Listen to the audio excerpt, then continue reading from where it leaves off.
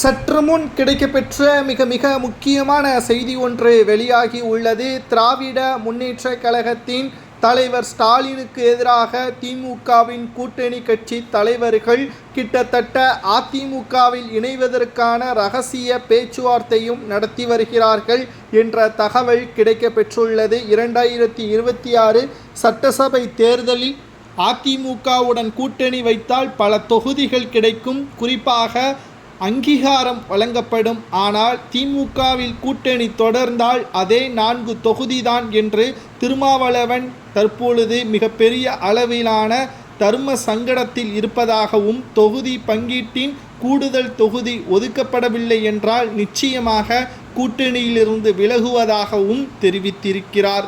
அதேபோல்தான் மதிமுகவின் பொதுச் செயலாளர் வைகோ அவர்களும் கூட்டணியிலிருந்து விலகுவதாகவும், கிட்டத்தட்ட இவர் தமிழக வெற்றிக் கழகத்தின் கட்சியில் இணைய உள்ளதாகவும், கூட்டணி வைப்பதற்கான அனைத்து சாத்தியக்கூறுகள் இருப்பதாகவும் தற்பொழுது தகவல்களை நம்மால் பார்க்க முடிகிறது.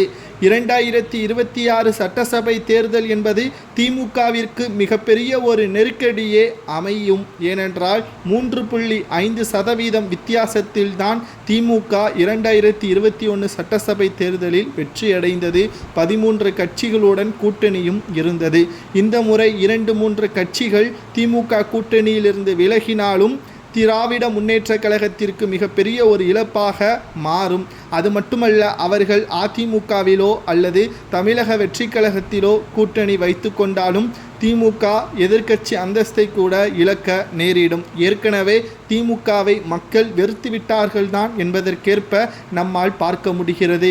ஏனென்றால் திராவிட முன்னேற்ற கழகத்தின் ஆட்சியின் பொழுது மக்களுக்கு சொன்ன வாக்குறுதிகளை முழுமையாக திராவிட முன்னேற்ற கழகம் நிறைவேற்றவில்லை.